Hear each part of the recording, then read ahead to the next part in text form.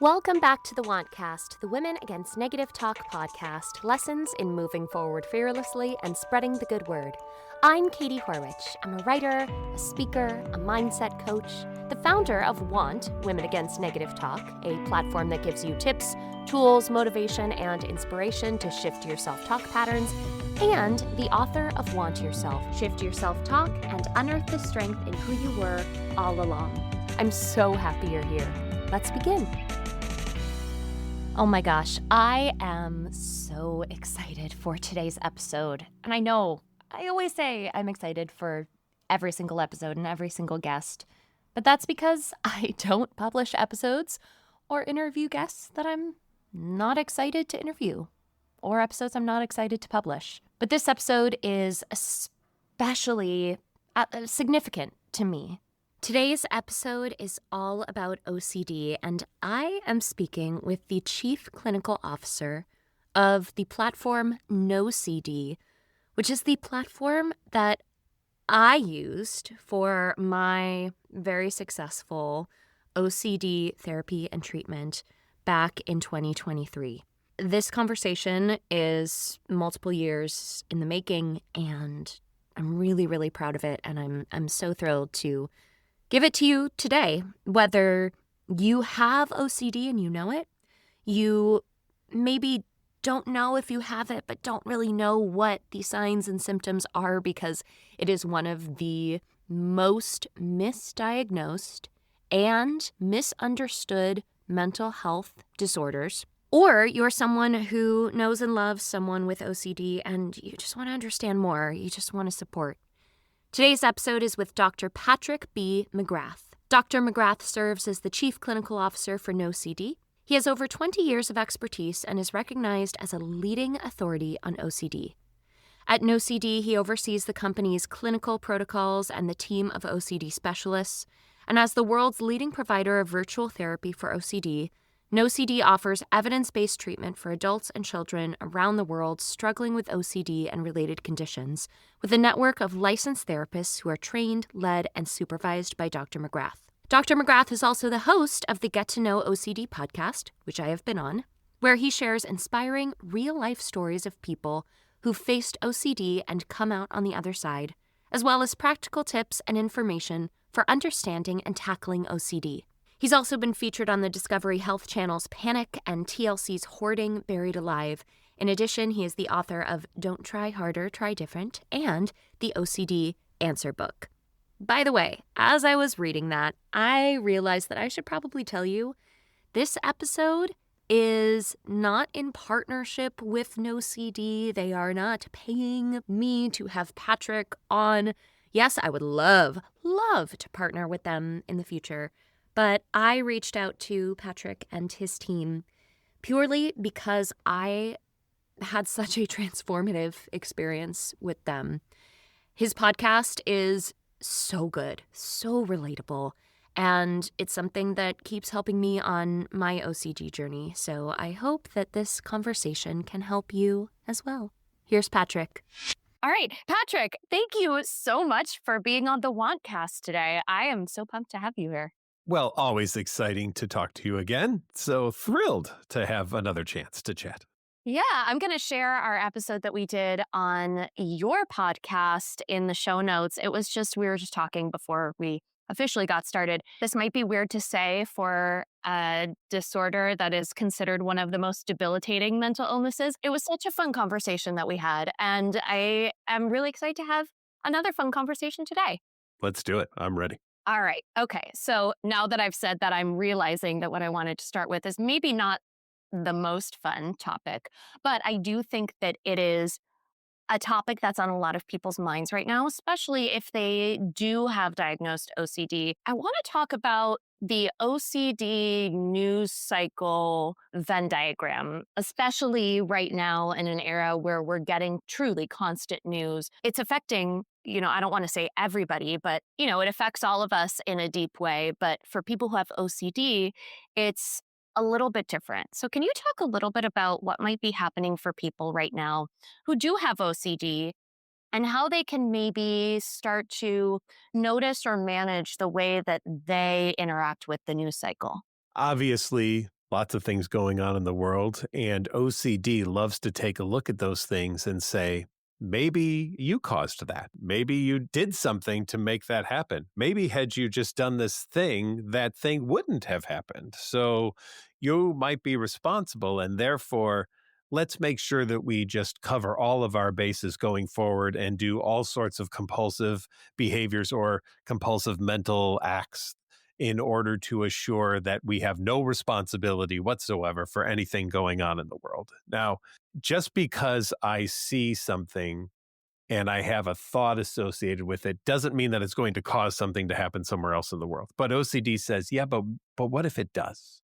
And wouldn't it be best, therefore, just in case, to just do something to try to neutralize that, just so you could be clear of conscience and make sure that there's nothing that you had to do with it whatsoever?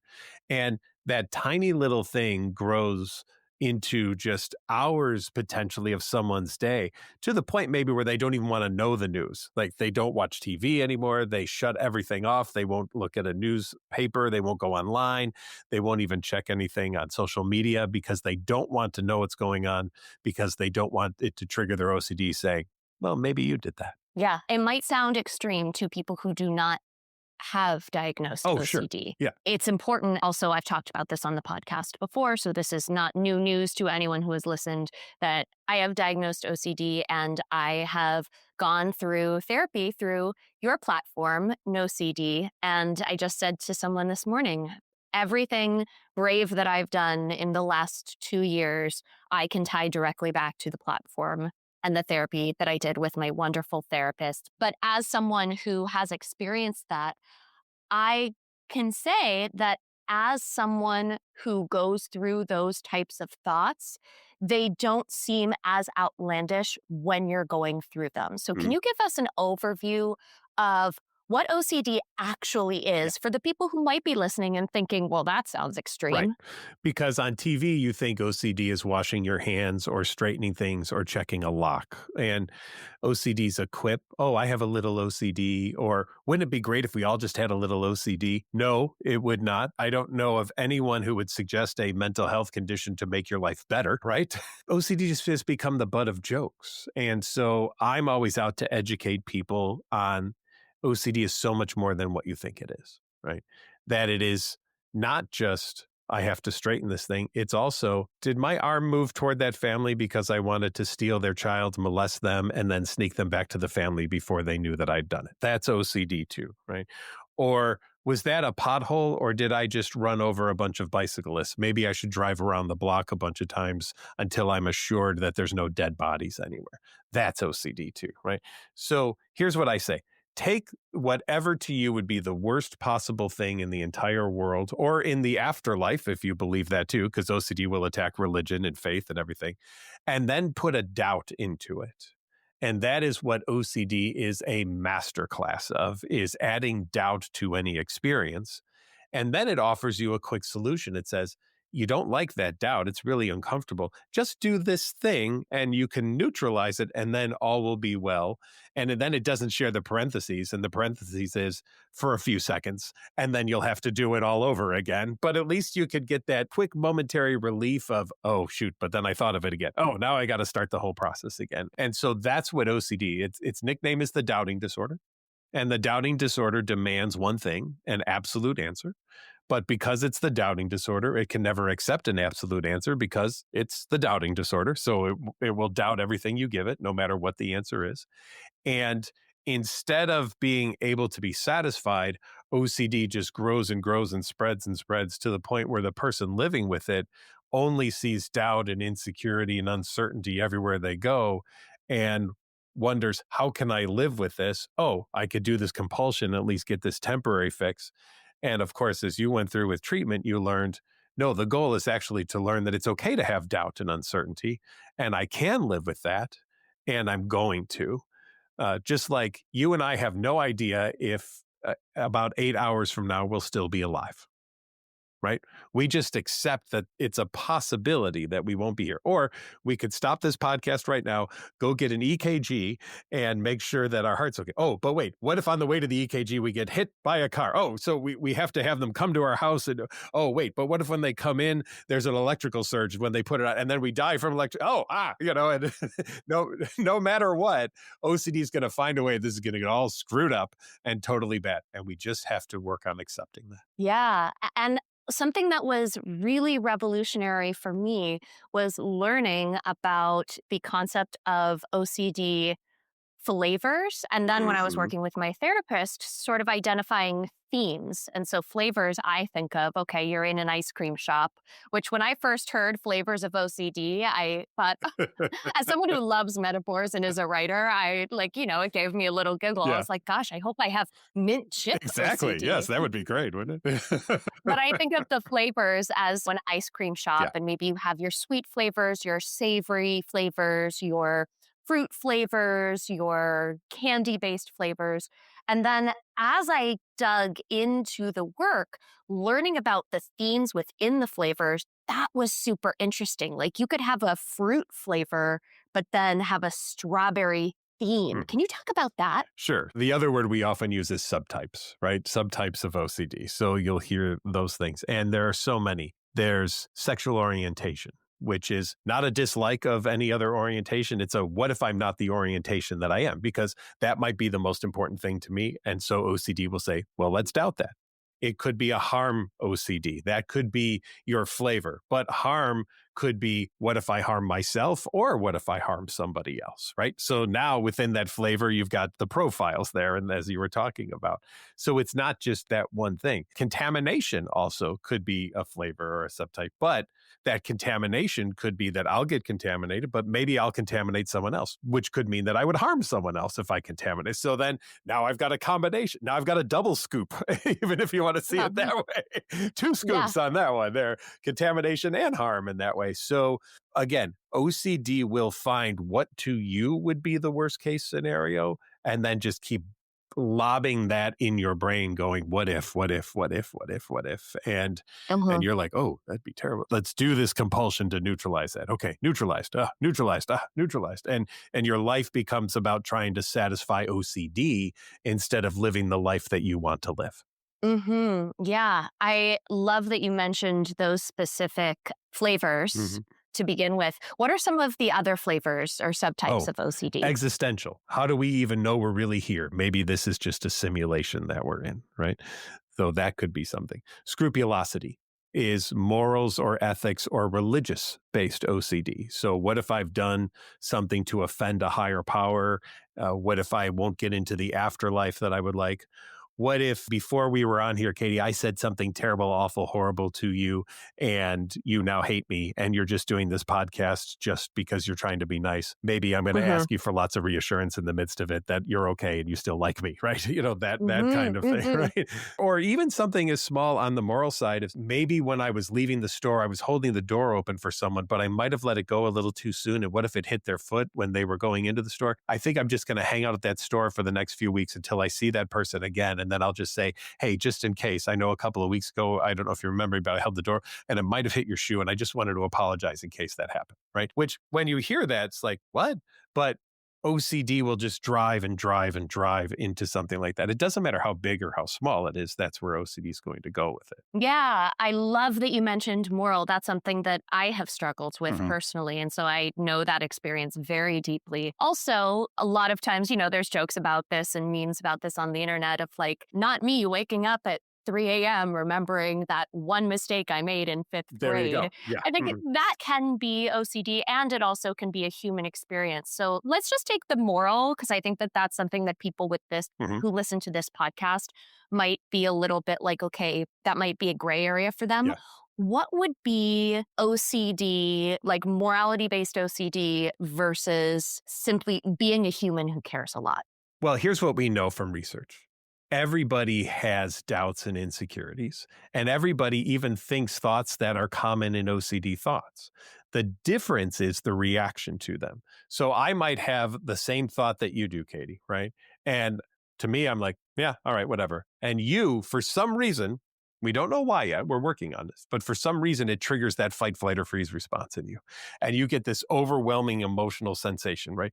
Or it could be other things that trigger guilt or shame or disgust, right? Discomfort, anxiety, whatever it might be. But some kind of really uncomfortable, unwanted emotional reaction occurs within you. And you feel very driven to make that go away because now we're in a very uncomfortable state when that happens, right? And so that's the difference. I could present the same thought to two people. One says, that's awful and horrible. Another says, ooh, I'm a screenwriter. I'm going to write that. I'm going to submit that as a horror film. Oh, I just got paid $1 million for that idea. How wonderful, right? So Yeah. same thing, but it's all about the reaction to it. And that's why the therapy is so important, that we don't try to get people to stop thinking their thoughts because we don't know how to do that. I've never once figured out how to get someone to stop thinking something. But what I can do is help people learn that they can live with whatever the thought is. Yeah, living with those things that also make us human. Yeah. Do we want to get rid of our doubts, our fears entirely? Like, those are things, those are qualities that not only make us human, but serve us in other areas of our life. Like, we should doubt some things. Even in the most important parts of our lives. So you were asking about No. some subtypes. I'll give you another one. Perinatal OCD, right? From the moment of Oh. pregnancy all the way through the giving birth and then for the year or so after. It is a stressor, and can be hormonal experiences. And because it's also a stressor and not just the hormonal experience, the partner can get OCD in this time because it is a stressor. Interesting. Yeah. OCD loves a stressor. So then what is it going to be? Well, what do all of us want to do if we have a child? We want to protect that child. We want to keep it safe. So OCD says, or maybe you want to drown it when you're giving it a bath. Or maybe when you're wiping it, you want to molest the child. Or maybe when you're walking down the stairs, you might think about throwing it over the railing or something like that, right? Right. Or what if your arms give out and then you drop your child? 100%. And so now what happens for people who get really triggered by this, they're, oh my gosh, I can't walk my child down the stairs anymore. I'm going to have to make a slide or something so they can slide gently down the stairs, or I'll never go up or down the stairs with them. I'll have my partner take them up or down the stairs, but I'll never do it because then I'll be guaranteed that I will never harm my child. Now, people hear this, and for those who don't believe in mental health issues, which unfortunately there are people out there who just say walk it off or something like that, they don't understand the level that this is triggering to the person who's experiencing and exactly how amazingly uncomfortable it is. No one wants to have OCD. And believe me, if I could talk someone out of OCD by saying, stop it, that's what I'm going to do. I'm going to stop thinking that. That'd be great. But again, as you know, we want to help people just recognize that, you know what? You may have an intrusive thought or image of urge of your baby falling while you're walking up and down the stairs. So you know what we need to do?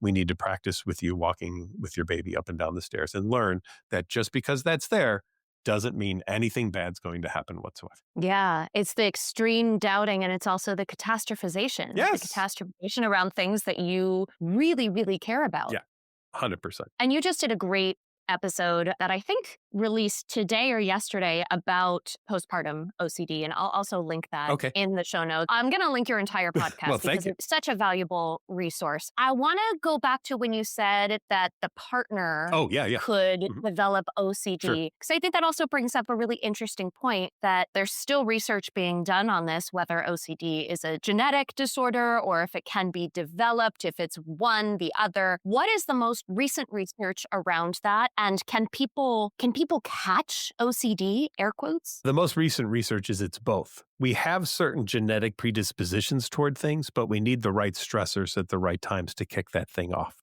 So I may have a high genetic predisposition, but never experience the stressor and never get it. I may have a low genetic predisposition, but experience a massive stressor, and I will get it. And everybody else is kind of in the middle.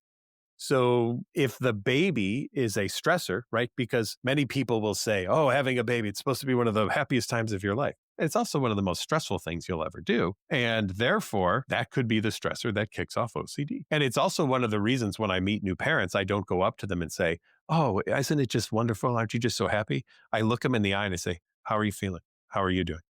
You doing all right?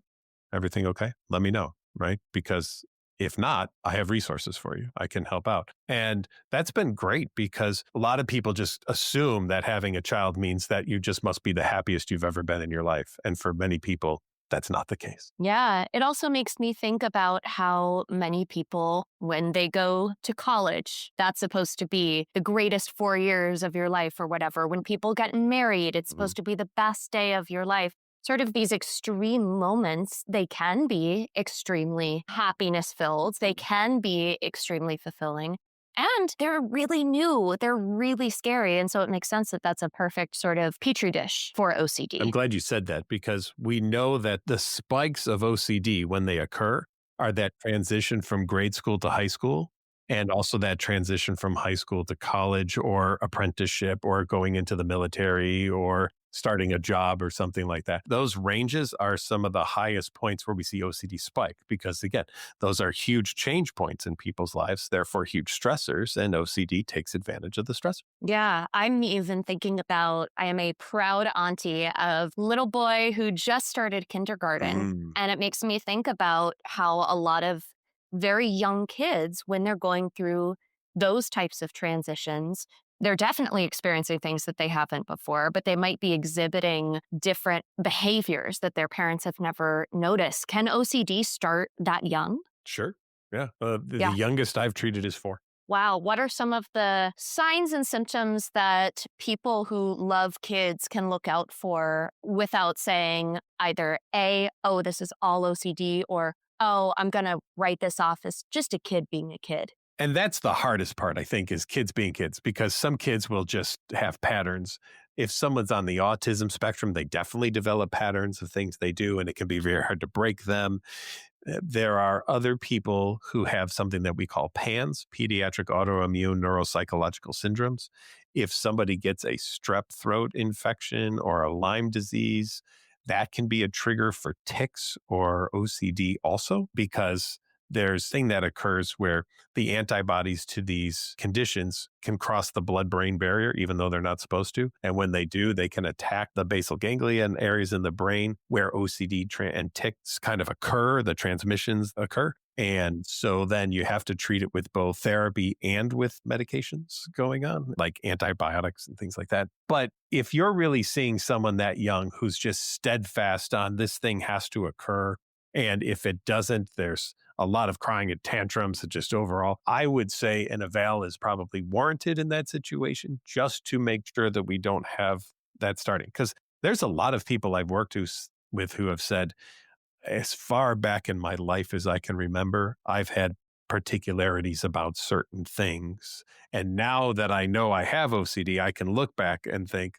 oh, yeah, that's what that was. That's what that was. That's what that was. Yeah, let's talk about that eval that people and of all ages Mhm. can get, because there's also a lot of misdiagnosis or missed symptoms when it comes to OCD. How can people go about, whether it's for them or someone they love, finding a reputable source for a diagnosis? Or do they have to go to multiple? Like, do you have to sort of like crowdsource? No, I mean, that's one of the reasons NOCD exists. Our CEO went to numerous therapists before he got the right diagnosis. He actually figured out the diagnosis on his own by just looking things up online for hours, which not surprisingly could be an OCD compulsion that people would also do, where they would research things for hours. But he went through, I think, 4 therapists who all misdiagnosed him, who gave him terrible advice like, oh, your family seems to be stressing you out. You should move away from them and leave the house and go. So he moved across the country to get away from them. And then he finally met somebody who, A, knew what OCD was and knew how to treat it and diagnose it. So his idea was, with OCD, the therapy isn't the problem. It's getting people to the right therapy that's the problem. And that's why NOCD started and why we have a network of therapists all over the country who can work with people and help you get a diagnosis and the correct treatment, which is something we call exposure and response prevention therapy. Yeah, let's talk about that. Oh, my It favorite changed my topic in the life. world. Yeah.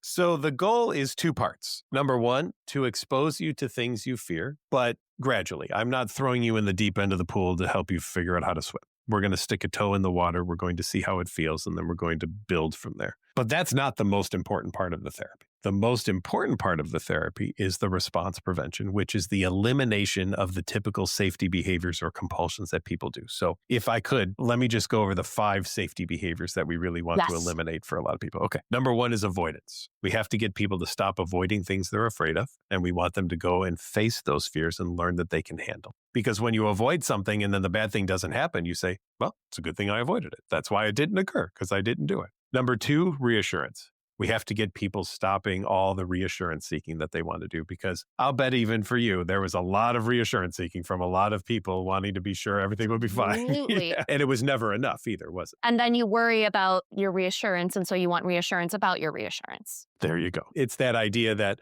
100 doctors in a line, 99 say you're fine. One says, well, there might be this one thing. And you go, finally, someone who told the truth. There we go. Okay, there's the one. OCD only believes the bad news. It never believes the good news whatsoever. Number 3 is distraction. You have to face those fears and engage in them. You can't be on your phone and watching YouTube and saying, oh, well, I did the thing. But no, you have to fully engage in it without any distractions and be in the presence and feel the feelings and learn, wow, I'm a lot stronger than I gave myself credit for. I can actually go and feel these feelings and not be overwhelmed or destroyed by them. Number 4, you got to be sober while you're doing it, right? In the sense that you can't just take some kind of benzodiazepine or a couple of hits or drink a bunch before the therapy. Go, all right, I'm ready to go. I have numbed myself and I am ready to do this. Because I'll be like, no, that's going to create something that we call state-dependent learning. You're only going to learn that you can do these exercises that we're going to do while you're high or drunk, and that won't translate into your day-to-day life unless you're always high or drugged, which we don't want people to be. And then number 5 are the compulsions, which are those behaviors or mental acts designed specifically to neutralize whatever those obsessions are. So my job is to help people eliminate those 5 safety behaviors so that they have an opportunity to actually learn, I can live in the world in any way that I want with whatever thoughts or images or urges pop into my head, and I don't have to be ruled by them whatsoever. Thank you so much for explaining all of those. And when you talked about compulsions, you mentioned something that is really interesting and was new to me. And so I bet is going to be new to a lot of people. You said external compulsions, but you also said internal compulsions. Can you talk more about the internal compulsions? Yeah, these are the ones people don't know about, because on TV, it would look very boring because someone would just be sitting there, right? There would be. This is true. Yeah. Unless it's one of those shows like, oh gosh, the only one that I'm thinking of now is The Wonder Years, where you have like a voiceover. Yeah, right. That's what it have to be. So prayers, for example, could be a mental compulsion. If every time you think you did something wrong, you say a prayer to neutralize it, that's not a prayer anymore. That's a compulsion. Right? A prayer is done to commune with some kind of higher power. A compulsion is done to neutralize an obsession. Well, if you're afraid that you've just done something potentially wrong that could be harmful to someone, and the prayer is the thing to neutralize it, that's not praying to any God at that point. That is a compulsion to get rid of that uncomfortable feeling that you have around this idea that you thought something, and what if that now leads something else to happen. You could replay a conversation over and over in your head, wondering, well, what if I had said this? Then maybe they would have said this, and then maybe this, and then maybe that. And people can get into hours and hours of looping around on those types of things. You may try to replay a thing that you've done in your memory, right? You may have heard that there was a person who was killed on the road. And then you'll think, well, I was on that road.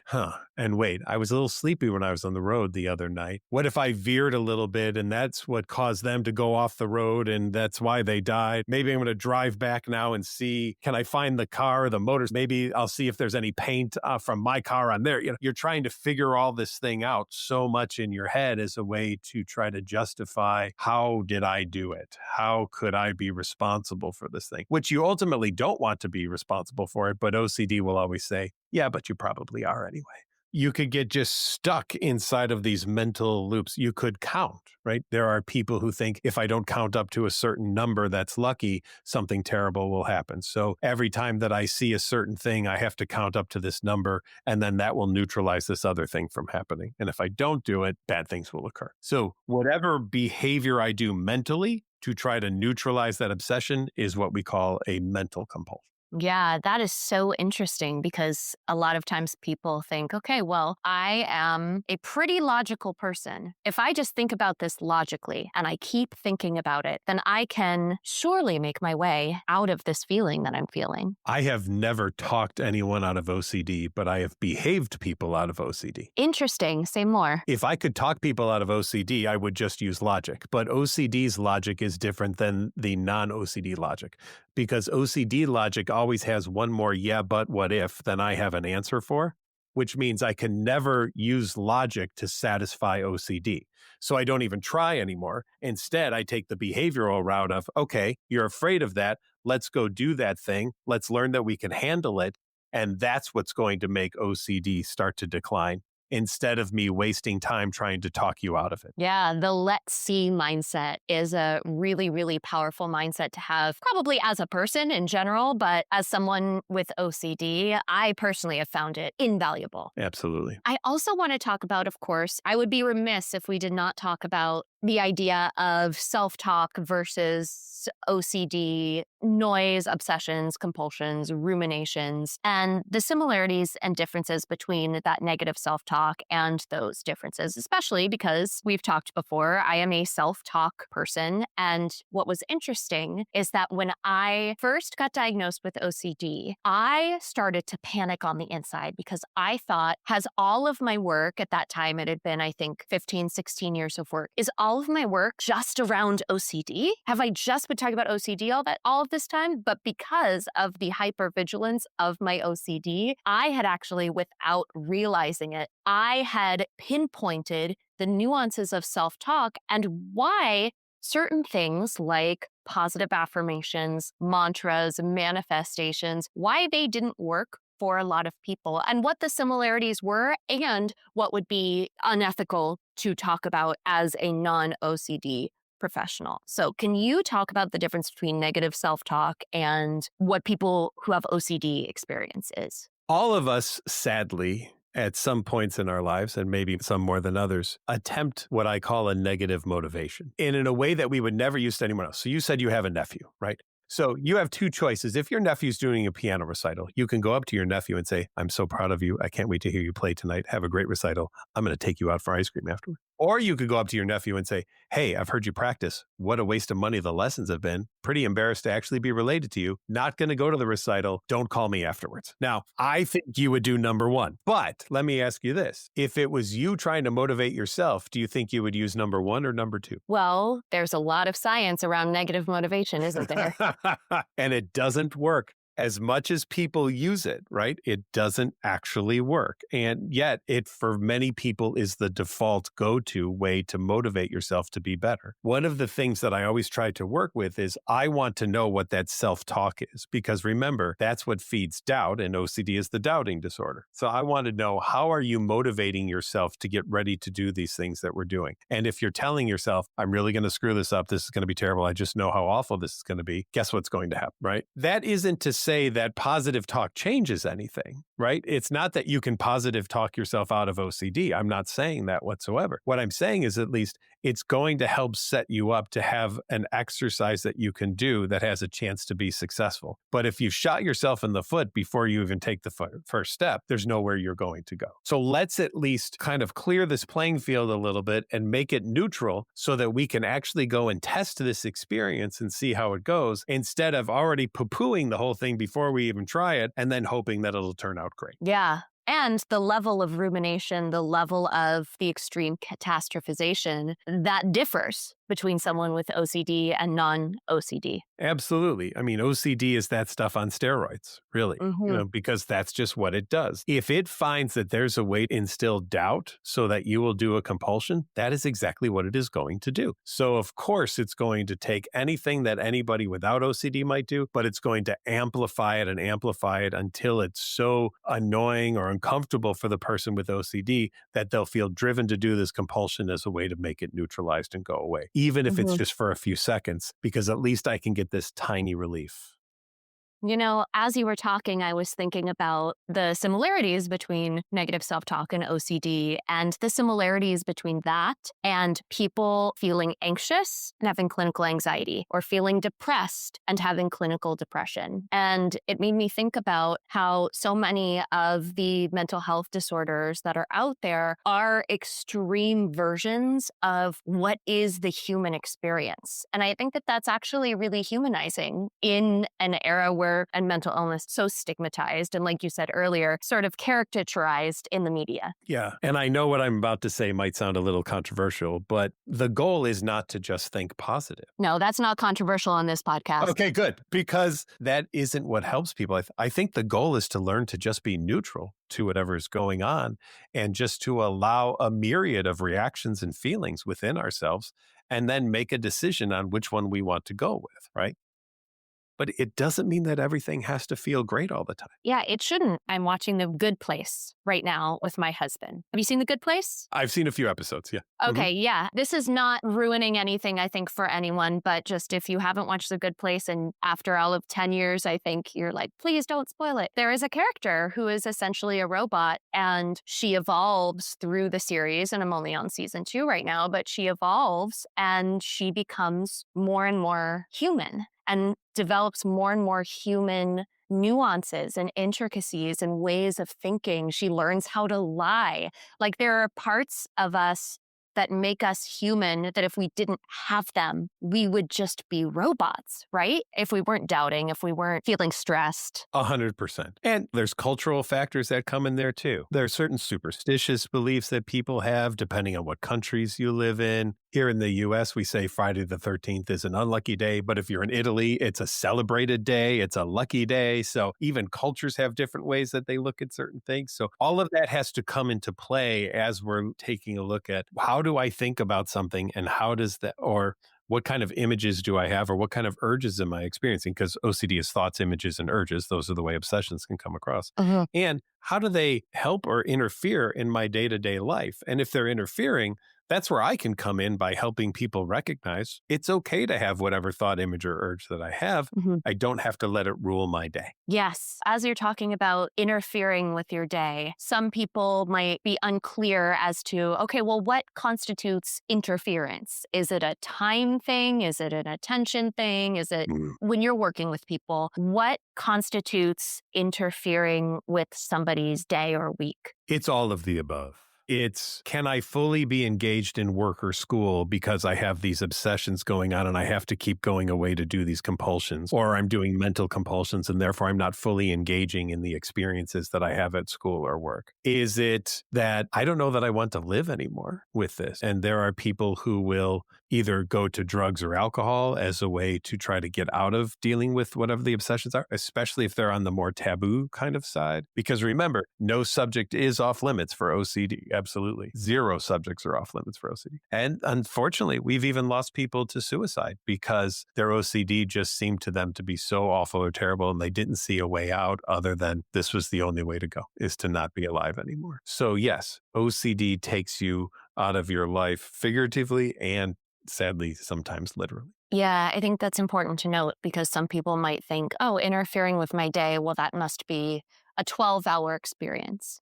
But if it's a 1-hour experience at a level, at the biggest level, let's say on a scale of 1 to 10, if 10 is the highest level of distress, if it's 1 hour, but of a 10 distress, that affects what you do next. I think something that was really interesting to me was sort of the unseen impacts of how things were affecting my day. So maybe I have that 1 hour of distress, but what does that mean for the rest of my day? Do I then have to catch up with a bunch of things? Do I now need to renegotiate schedules? It's more of a domino effect, I think, than looking at a box of here are all of these dominoes, if that makes sense. I don't know if that was the right analogy. And that hour isn't just, that's from 12 to 1. That hour is a cumulative experience or more time throughout your day. So we're looking at a minimum of OCD taking an hour a day. But that's why we also have different levels of care. So you can do traditional outpatient therapy, which is 1 to 2 hours a week.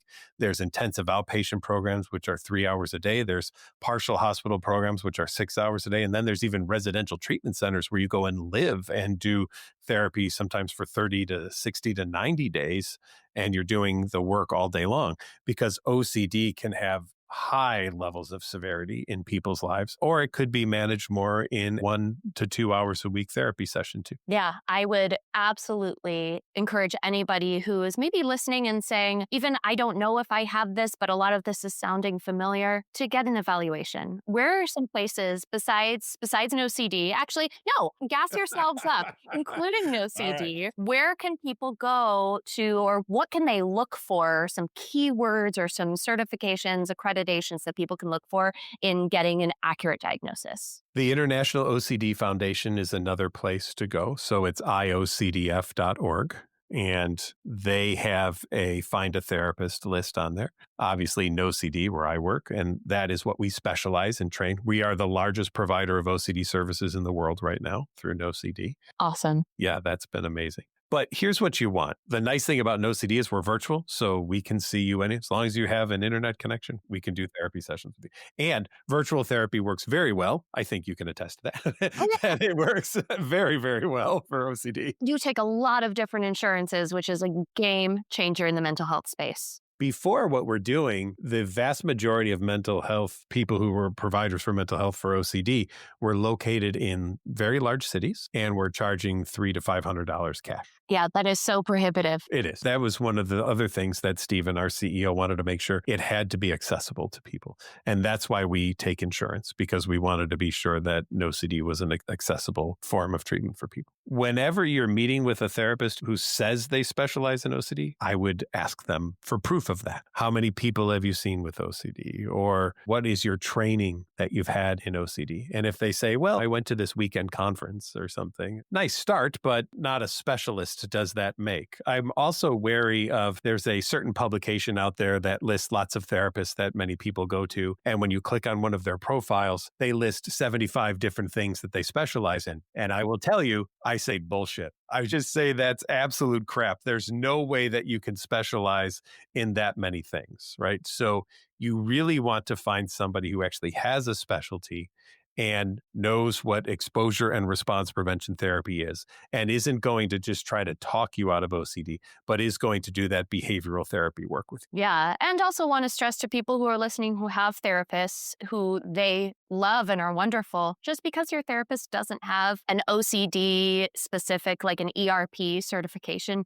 doesn't mean they're not a great therapist. They're maybe just not a great therapist for this particular thing. They don't specialize in it. Yeah. So work with us. We'll help you with the OCD, and you can still stay connected to your other therapist. That's totally what I did. Yeah. And it worked, right? It helped. Yeah. And it's so fun to be like, oh my gosh, this is so cool. I've got my mental health team, and one person is better for certain things than the other person. But just like relationships and friendships, one person does not need to be, nor in many cases should they be, your everything. Right. One of the things that I'll say is, like, if you like sport, whatever team you're on, it's not just the head coach. You know, in football, there's an offensive coach and a defensive coach and a special teams coach and, you know, all these other things too. So when you're on this, you have this team of coaches, so these people who are invested in you living the life that you want to live, find those specialists who could really help you do that. There's nothing wrong with that whatsoever. Yes, find the OCD specialist, find the therapist who's your everyday therapist, find the coach who can help you with your goals and achieving the goals. Like, it's so wonderful to feel like you have people who've got your back. Absolutely. It's the best. It's the best. I want to end on, not that this has not been hopeful, but you've given such incredible information and insight in this conversation. And just like, we're not done yet, but thank you so much on behalf of our entire community. I want to end on a note. What's really cool is that once you realize what is happening with you and you get the tools to work with what's going on and to manage and navigate through what's going on, it can be really empowering to be able to notice, oh, this is my OCD flaring up. Now I'm going to use this tool in my toolkit to work with this obsession, this compulsion. And it also gives you a lens on, I really care about this thing. That's something that's been incredible to me, being able to notice when I'm having an OCD flare up, as I will call it within myself, and be able to have that time between the flare up and when the tools are put into action. It gets shorter and shorter and shorter and shorter. And I'm also able to realize in the moment why it's happening. It's because I care about that thing. And that actually can give motivation to do the thing and to face the thing. So can you give a little bit of a lens on the afters of treatment to people so they can know what they're working toward? Yeah. My kind of catchphrase is, my goal is to get you to live the life you want to live and not the life that OCD wants you to live. And it means you learn to live with OCD. Not that we're going to have you live without OCD, because we haven't figured that out yet. And I'm wary of any therapist who says, oh, you'll never have OCD again. I don't know what that means, because to a lot of people, that means I'm never going to have the thoughts or the images or urges happen again. Well, all of us experience thoughts, images, and urges that we don't like, or we don't want, or we wish would go away, right? So how do you get someone to be successful? You allow them to learn that they can handle whatever it is that pops into their head, that they don't have to try to run away from it. Because I don't know if you knew this, Katie, but no matter where you go, your brain goes with you. And so therefore, so your best bet is learning, I can handle this. I think sometimes a hard thing for people is, I want to be cured of this. I don't know what a cure is, but here's what I know. I know how to get you to handle whatever pops into your head. And once you know that you can do that, what is there to be afraid of anymore? What is there to feel shame or guilt about anymore?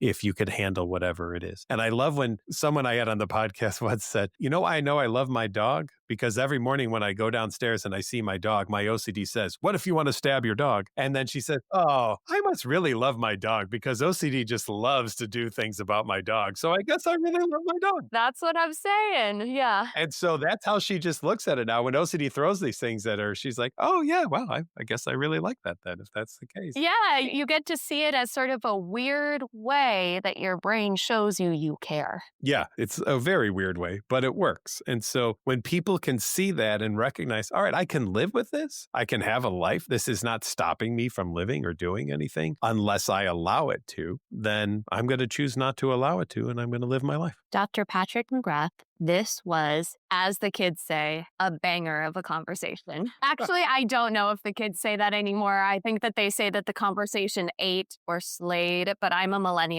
and I say this was a banger of a conversation. Thank you so much for your time, for your insight, for your humor, for all of your you-ness. If people want to find you, NOCD, your team, work with you, where can people find you? Very simple. NOCD.com, NOCD.com. You can go right there. We also have a free app you can download, so it's available anywhere you get your apps. And you don't even have to be a therapy member to download the app. So if you want to see what it's like and see we have the largest online community of people with OCD also. You can use therapy tools that are built in. If you want to check it out, please feel free. Excellent. I also want to shout out that whoever manages your social media, the NOCD social media page, the Instagram page in particular, is probably one of the best, most helpful places on that platform. Thank you so much. I appreciate that. That was Dr. Patrick McGrath. If you would like to find out more about the work he does, listen to his podcast, or maybe check out NOCD yourself, head on over to the show notes where you can find all of the links to everything that we discussed in today's episode. Also, if you are not yet, make sure that you subscribe so that you can get tips, tools, notifications, every single episode, all of the goods delivered straight to your internet doorstep every single week. You can sign up at womenagainstnegativetalk.com or sign up at selftalksundays.com. Self Talk Sundays is the new email newsletter that I have launched that is meant to be a weekly ritual.